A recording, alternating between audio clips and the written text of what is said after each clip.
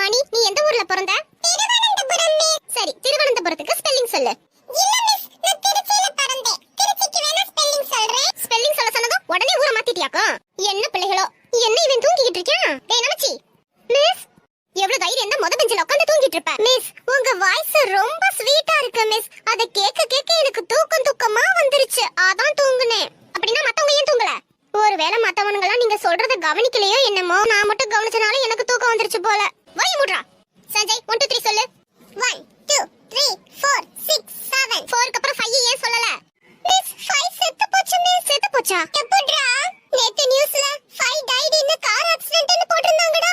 அப்பதான் 5